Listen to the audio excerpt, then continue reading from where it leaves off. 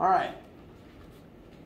So on Wednesday, we began defining our various angular counterparts to the linear variables we've been using so far: linear displacement, linear velocity, and linear acceleration, and solidifying that the relationships between them are the same as those of the original counterparts.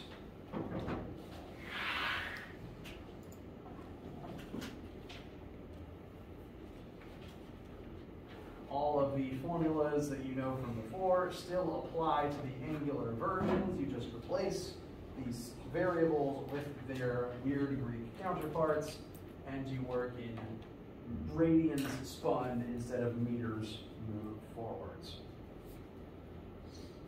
I'd like to begin with a simple question, just as more practice of these new concepts.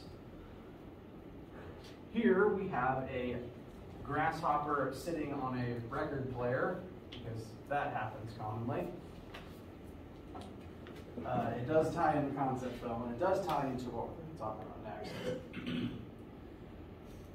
The grasshopper is sitting on the very edge of the disk, so the rotational radius is 0.2 meters, 20 centimeters, the radius of the disk itself.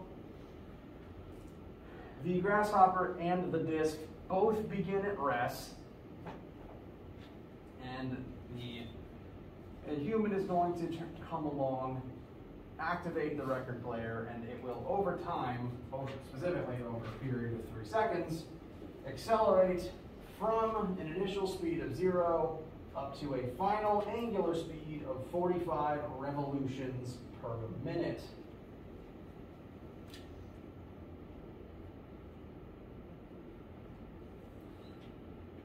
Revolutions per minute is the same thing as rotations per minute. It's just another way of saying RPM.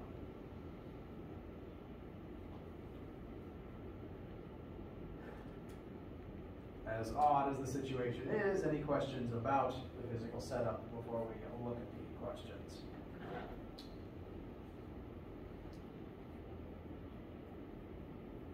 Are we only worried about the edges of the record and not the front?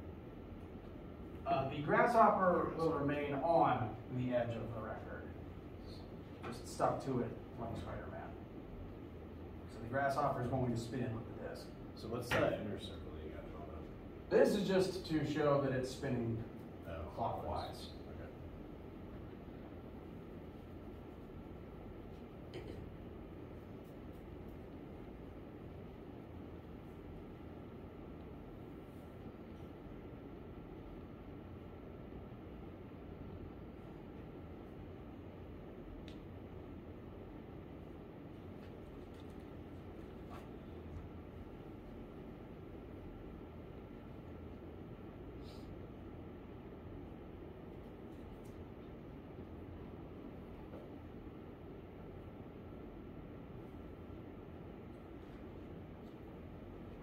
Excuse me. All right, first question. What is the angular acceleration of the record player as it is speeding up? Given what we know and what we don't know, what seems the easiest way to find alpha? R times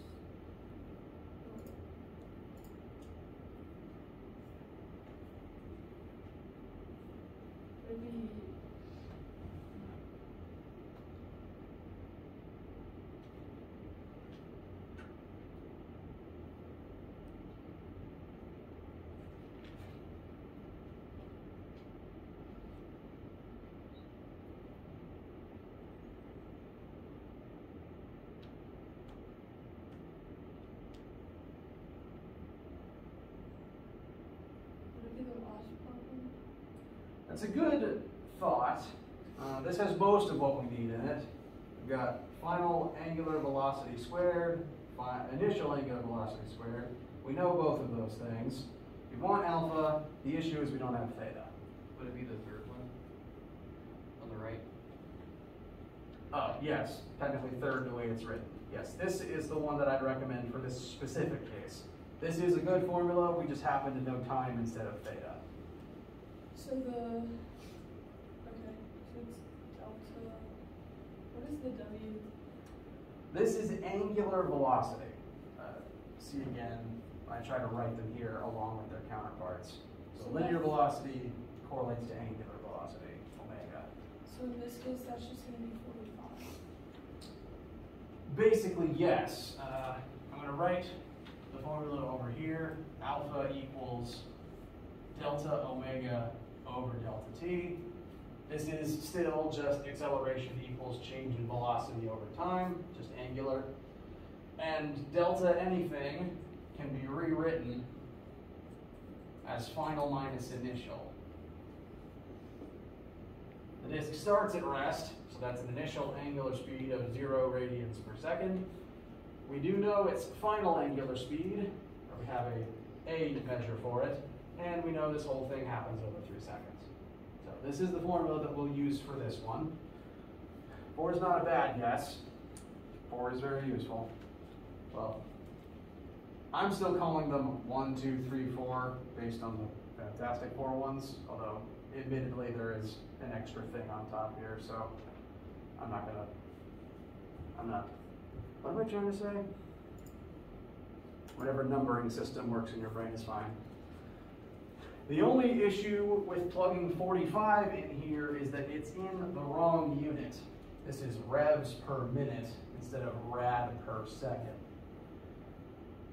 As much as I prefer revolutions per minute, because that seems to make more sense as a description of what's happening, you're spinning a certain number of times each minute, the formulas don't work unless you plug in radians per second.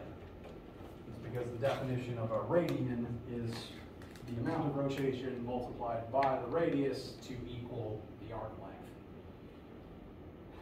So we have to convert this into rads per second before we can use it. So, like on Wednesday, this will use the same conversion as rad per second into RPM. 1 minute, we've got minutes on the bottom, want to replace it with seconds. So divide by 60. And then for the revolutions, how many radians are in one full turn of the disk? 2. Almost. It is 2 pi. 360 degrees is 2 pi rad. The pi is not a variable here. It's literally the number pi. Multiply 2 times 3.14.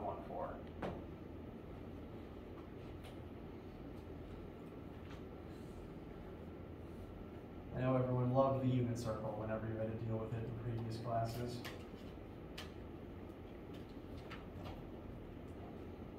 So when talking about radians, the pi present is the actual number pi, and you should hit the pi button on your calculator and it'll input 3.14 blank blank blank for you.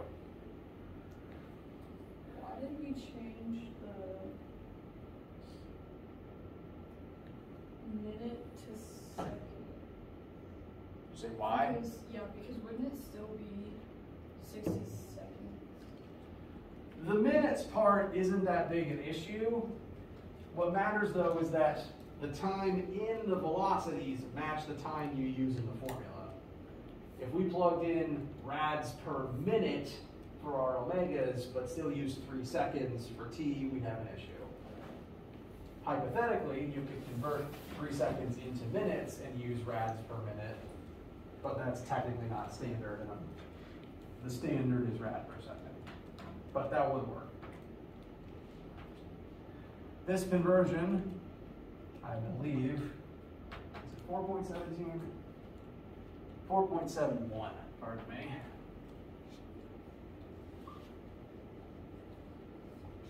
So 45 revs per minute converts to 4.71 rads per second. So alpha is 4.71 minus 0 over 3.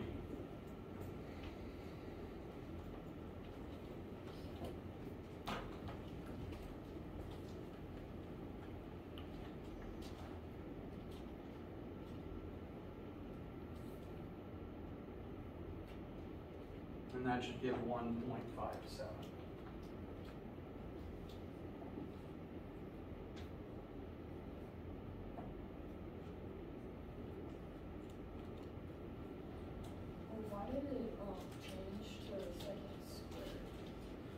That is because, look at the formula, omega is in radians per second, and we divided it by time again. So that's radians per second per second. Same thing with meters per second squared as acceleration when you divide meters per second by seconds.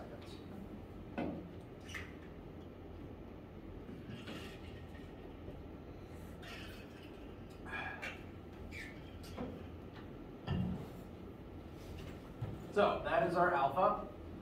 Next question, what is the tangential, by which I mean linear, acceleration of the grasshopper as this whole thing is going on? When I say tangential here,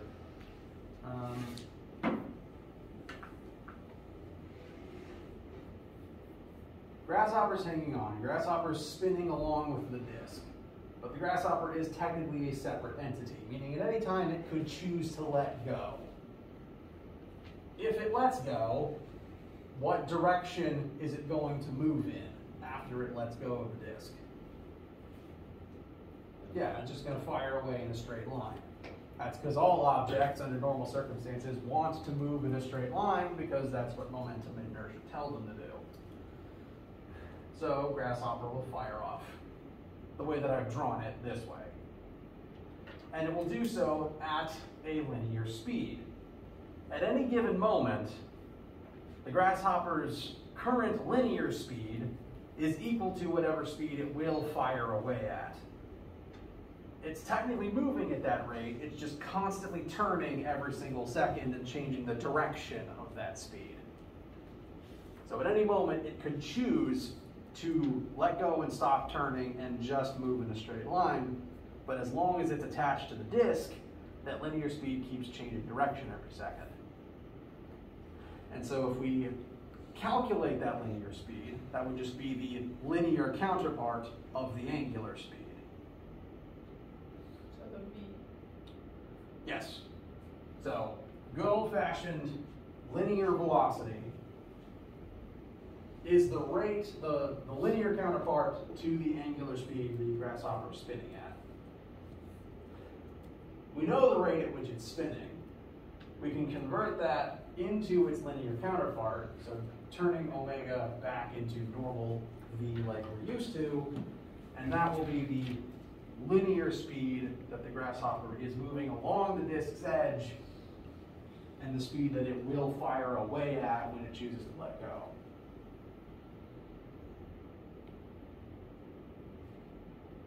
Does that make sense so far? Okay. I want to briefly mention why it describes it as tangential. If it's been a minute since you had a geometry class, then I'm hoping this will sound familiar.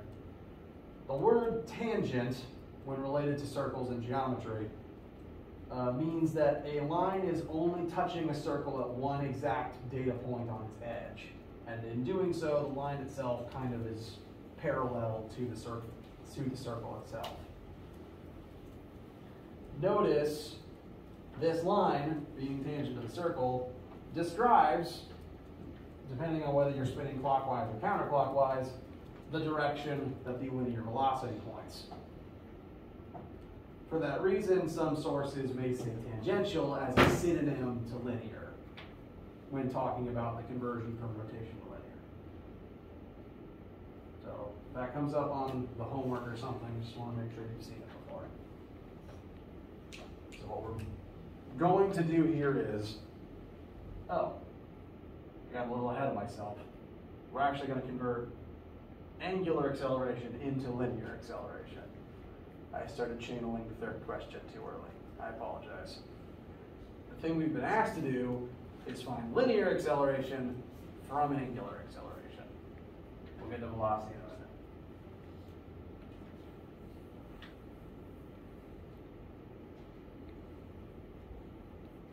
All right, so we have alpha. We want normal A. What's the easiest way to convert angular into linear?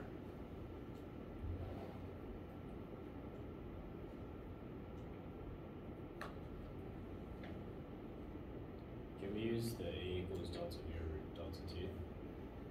Or do we have to use like the intermediate equation? We could use A equals delta V over delta T, because we know time, we know initial velocity. We would just have to find a final velocity from final angular velocity, which would work. There's absolutely nothing wrong with that. But that would require using one of those middle conversion factors to convert angular final velocity into linear final velocity. So one way or another, we have to convert an angular something into a linear something. And since we know angular acceleration, we can just convert that directly as well. The formula sheet has those middle conversion formulas that you can use to turn linear into angular and vice versa. So as long as you know one of the two and the radius, you can find the other. So in this case, we want A, we know alpha, and we know R. So 0.2 times the alpha we just found. I think that comes out to 0.314 meters per second squared.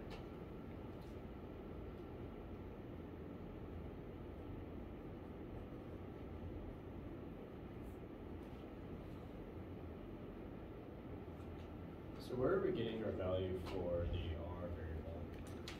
The question tells us the radius of the disk, Okay. and that is the point the grasshopper is setting.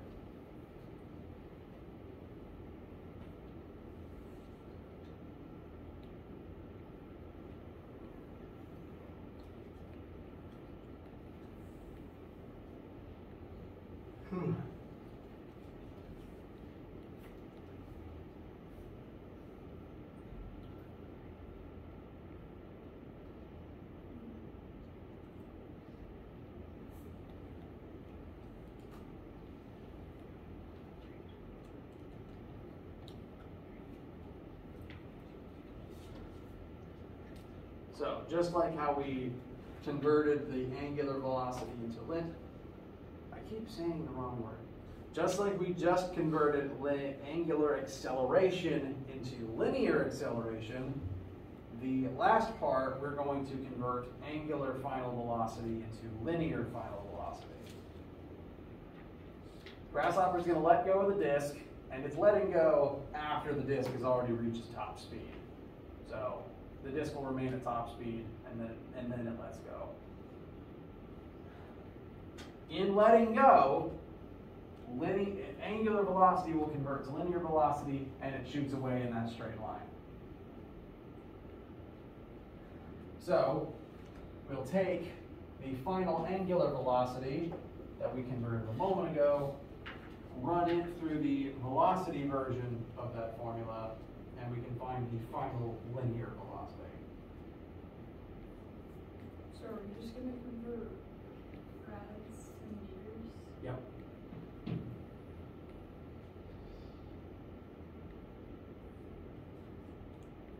The entire purpose of these formulas is to convert radians back into meters.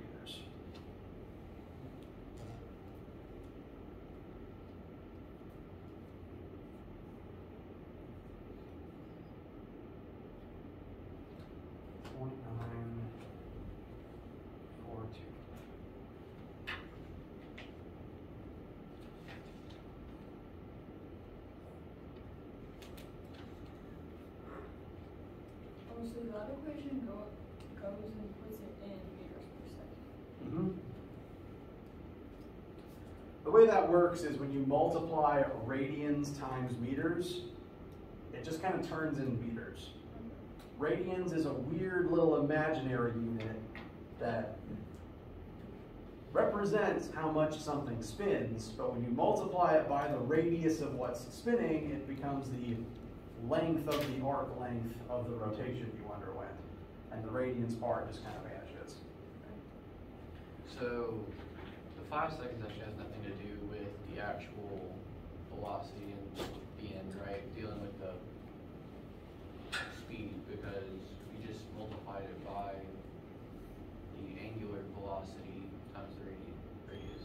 Correct, because the record player is reaching a final speed of 45 revs per minute, 4.71 rads per second. And once it's at that speed, it's not going to keep speeding up. So even 2 seconds later, that's the speed it remains at. If the question said that it continued accelerating, then you'd want to use the acceleration to figure out that final speed. But in this case, it stops at the 45.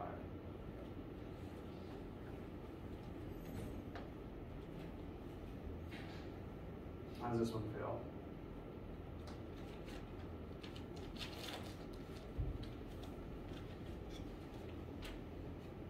So in this scenario, we're only speeding up an acceleration, right? We don't have a constant velocity. There's no constant velocity. Okay, so if we were to have a constant velocity, then would our linear acceleration also be 0? Yes, Okay. correct. I suppose technically, we're only accelerating for 3 seconds, so both of these accelerations are only true for the first 3 seconds. Okay. Once the disk reaches that final speed and doesn't change anymore, then you hit constant velocity, and then these would drop to 0. Okay, so it still has the same properties as like the linear stuff? Correct. Okay. Yeah, all the same logic applies, it's just spinning in radians instead of straight lines and meters. Okay. All the same connections between the variables. Cool, uncool. All right. Last thing I want to talk about this week is tie what we did in lab this week into all of this. These 3 images, in addition to the grasshopper actually, all have some force involved in them that is causing one object to orbit around some other central point. Grasshopper voluntarily sticks to the disk and orbits around the center of the disk. Moon orbits Earth. Whatever these cars are doing, they orbit some center in the middle of the donut. In all 4 of these cases, if you include the grasshopper, some exterior force is acting on the object and forcing it to do this. In the case of the grasshopper, we mentioned that as it's holding on, it's going to continue spinning with the disk. But the second it lets go, what does it do instead? It goes in a linear line and shoots. Exactly. It fires away in a straight line. That's because all matter wants to move in a straight line. It wants to continue moving linearly through space because that's what momentum and that's what inertia tell you to do. Newton's first law, an object in motion remains in motion. So every single object pictured here, grasshopper, tin can, moon, and car, all want to move in straight lines. The momentum, the velocity that they already have compels them to. So if they were just left alone, that's exactly what they would do. But in each of these cases, some force is acting to keep them moving in a circle instead. In the case of the grasshopper is voluntarily using his arthropod powers to just stick to the disk. So the force involved is just literally the force that he is exerting between his own feet and the disk's surface. What's keeping this tin can moving in a circle? Rope. Yes, specifically tension in the rope. That's the force that's acting. Moon orbiting Earth. Gravity. Very good. Car turning. The engine. You're not wrong. Note that if the steering wheel is normal and the wheels point forwards, you move forwards. When you turn the wheel, you change the tire's direction as well. And that changes the direction that the engine's force is applied, it changes the direction of friction. And so I suppose in this case it's actually the same forces that move you around normally, you've just changed their direction. So yes, actually, you're right, the engine is involved. The engine's force is being applied in a different direction to cause the turnings. So there's 4 different forces in each of these cases that are all acting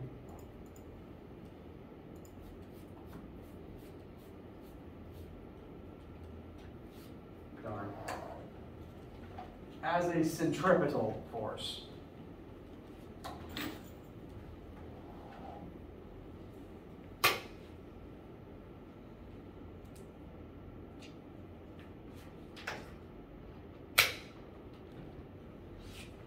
Just going to write that word on the board manually.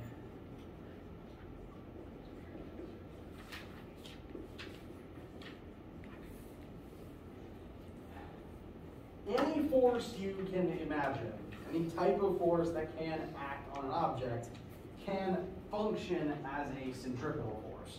What a centripetal force does is it pushes an object towards the center of some orbital shape as the object tries to move forwards regardless. In the case of the grasshopper's innate velocity and momentum wants to go that way, and meanwhile, the force of attraction between the grasshopper's feet and the disc pull towards the disc's center instead. Well, in addition, actually. The grasshopper is being pulled in this direction, towards the center of this circular motion. That's why we call it a centripetal force. The word centripetal is made up of 2 root words. One is centri, meaning center, not centi, century.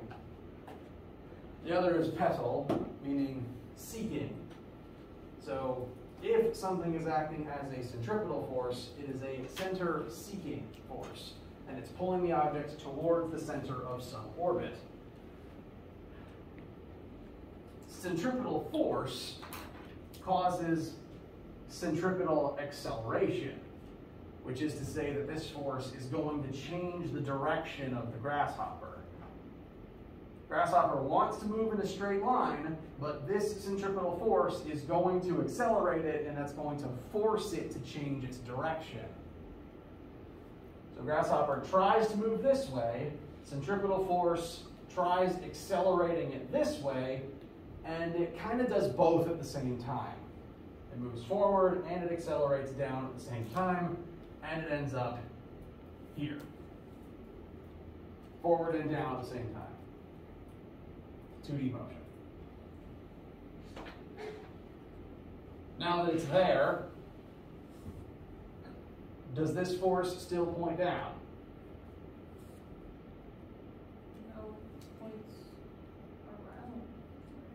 You're right. The center-seeking force always points towards the center, so the force changes direction. Like, again, with the, I think it's easiest to tell with the moon. Earth's gravity always pulls towards Earth's center, so wherever the moon is, Earth's gravity pulls it towards Earth's core. So it's constantly going to change directions as the moon moves in a circle. Same is true here. The force between the bug and the wheel is constantly pulling towards the center. So the force changed direction, and the velocity also changed direction. Since it accelerated, that means its velocity had to change. So now it's trying to go that way and accelerating this way at the same time. It does both at once, so it ends up here. And then the process keeps repeating itself. So that's how centripetal force creates all of this circular motion. It's the combination of a center-seeking force and forward velocity interacting together that creates this motion. And you have to have both for it to work right. In any of these cases, if the object stops, either centripetal force will stop, or alternatively, the object will get pulled towards the center if the force can't stop. If the moon suddenly stopped moving, it would fall down to Earth, because you can't turn the gravity off. The moon and the space station and all of our satellites have to keep moving forwards as gravity pulls them down to keep circling the planet.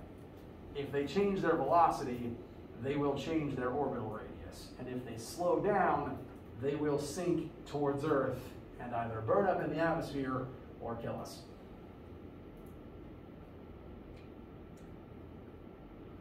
So this motion is a precise and balanced combination. Oh, you know what? I'll write the formulas up, but they're on the next slide. It's a precise and balanced combination of centripetal force and the velocity and orbital radius that make up centripetal acceleration. Centripetal forces cause centripetal accelerations, and centripetal acceleration depends on the speed at which the object is moving and the radius of the orbit that it is now trapped in. Same formula from lab.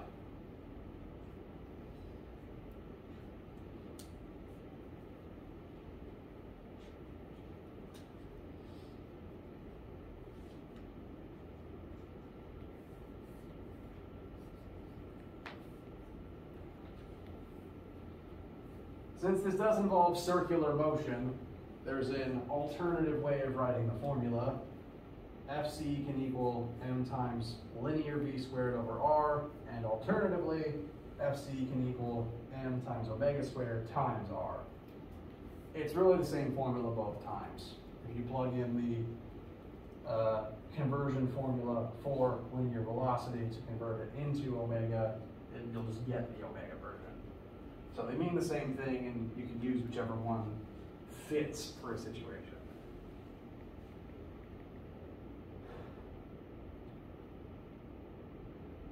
So centripetal forces always point towards the center and cause objects to undergo this circular orbital motion.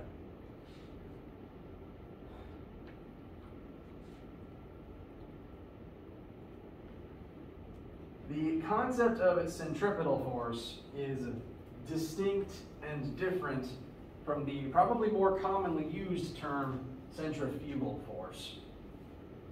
I know that most of my students are bio or chem majors, so you're probably familiar with the machine called a centrifuge.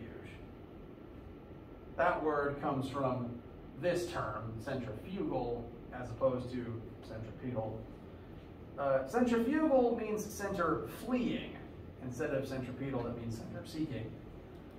And that's why when you use a centrifuge, the materials in the test tube flee the center towards the bottom of the tube. I'm making the distinction here between the two because all of our formulas will specifically be for centripetal force, this force that pulls towards the center, because secretly, centrifugal force doesn't exist. There isn't actually a force pulling you out of a circle. Say that you are, and that's not to necessarily argue with your perception of reality, because you felt things that you could describe as centrifugal force. I'm not arguing with your sensory experience. I'm just arguing that there's not actually a force causing that sensory experience. There is a sense, it's just not a force causing it. Not an outside force anyway. So is it a combination of forces that makes it feels like it's centrifugal? Oh. Because like right when you leave the circle, technically that's leave the circle, but then you went from circular to linear. Right. Well, okay, I have an example that I'm going to go through that I think answers the question. The main case that I think most people observe centrifugal force on a day-to-day basis is riding in a vehicle and the vehicle turns. Say you're riding passenger seat in a car, driver makes a hard left, and then suddenly car veers left and you kind of lurch to the right in your seat. Does that sound right? Does that sound correct, rather? The centrifugal force that you're feeling kind of makes it seem like you're getting pulled to the right out of your seat as the car under you drags you to the left. Does that sound kind of right? Okay. Now, technically, the only external force acting on your own body, I need to draw this in terms of the car turning, excuse me.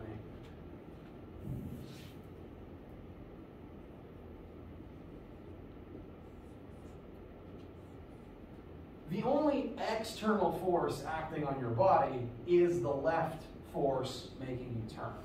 Car turns left, and the car seat and seat belt exert a leftward force on your body. So that leftward force is real, and that's the centripetal force, because that's pointing towards the center of this circle. Now, you feel like your body's getting pulled to the right, but there isn't actually an exterior force pulling you to the right. What's happening is your body and all of the various parts of your body want to be moving forwards. So your limbs and the blood inside of you tries to keep moving forwards. And from that perspective, from the previously forward perspective, you're now being pulled to the left. And from the leftward perspective, that previous forward direction seems like it's rightward. If you're getting pulled this way, your old heading is to the right, correct? Now again, there's not a force pulling you to the right, but your body wants to move forwards to the right.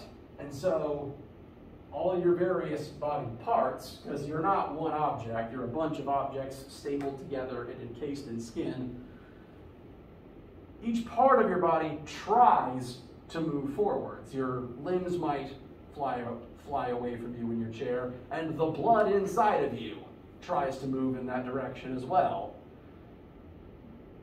So your limbs fly to the right, and your blood tries to move to the right.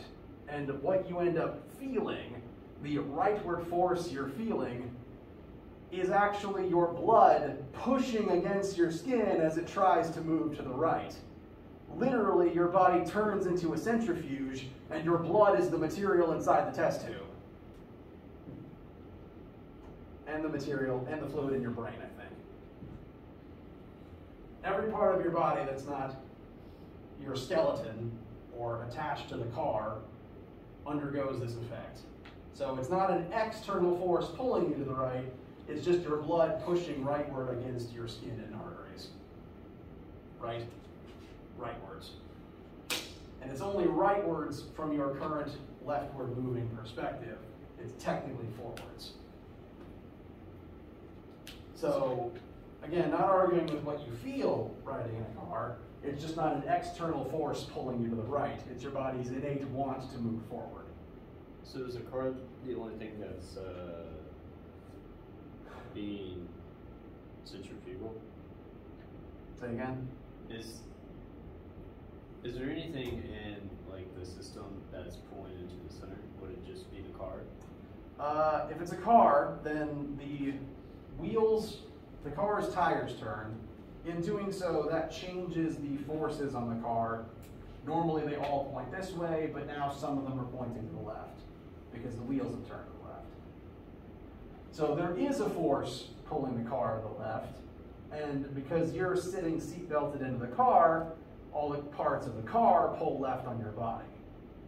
Right, so your body's not, it still wants to stay in motion and keep the momentum to go straight, but the car wants to go, well the wheels of the car want to go to the center? Correct. Okay. So car wheels turn, that changes the forces on the wheels, so now the wheels want to go to the left. The wheels force the car's body to go to the left. The car's body forces your body to go to the left. And that in turn forces your limbs and your blood to go to the left. And since that is a force leftward on your blood and body, that is a force rightward from your blood back on your body. Opposite, equal and opposite forces and all that. So this past 10-minute tirade of mine has just been trying to define centrifugal for you and distinguish it from the thing we're actually doing, which is centripetal. Does that make sense? Is the centrifugal force the sum of the force equals into suffix C? This should technically say FC, but yes. Sorry, I don't know why it doesn't.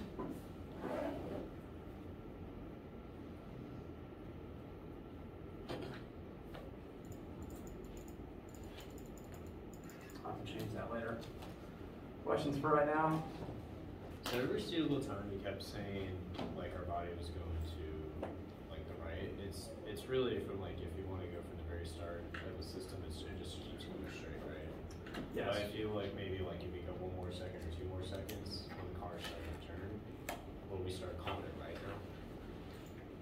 Wait, say again? Because like you were saying like the body and then the human body and like the body of the car, it's now pushing to the left, to the right. When the car is turning left. You are being forced to the left. Your blood and limbs want to move straight. So they push straight. And from your current shifted leftward moving perspective, the force straightward they're exerting feels like it's to the right. Oh, okay. But it's not an external force, it's an internal force. And it's not actually moving you, it's just a perception. Because your body's not one object. Is it internal because it's inside the circle? It's internal because it's the blood in your body. Oh. Wait, no, internal force. Yes. An internal force comes from inside of the system, and it can't affect your movement all that much. So the only internal force would be the momentum of the human body going straight? Momentum's not a force. Well, From your perspective, sitting in the car, the seat and seat belt pulling on you are external forces, because those aren't your body. And that's what drags you leftward. The internal forces are the blood inside of you pushing against the wall of your body. Because that's literally inside of you, it's a part of your body system. But the car is not part of your body system. So what the car does to you is an external force, and that's why you get dragged to the left. Your blood tries to move forwards, so it pushes forwards, which is now right from your leftward moving perspective. And that's an internal force because it's inside your body. It doesn't affect your movement, but you do feel it. You can simulate this by just swinging your arm around and feeling the blood pool up in your fingertips. Okay. I think I've taken up more of your time than I anticipated to, and I apologize for that. We'll break here for today, and we will continue to work on this, make it make sense on Monday, and compare it to gravity and orbit. The homework is not due on Monday. There is nothing due on Monday, so have a good weekend. Wasn't this a Mythbusters experiment where they had the gun and they were trying to whip the bullet? Yes. Yes. I just wanted to see if I could make that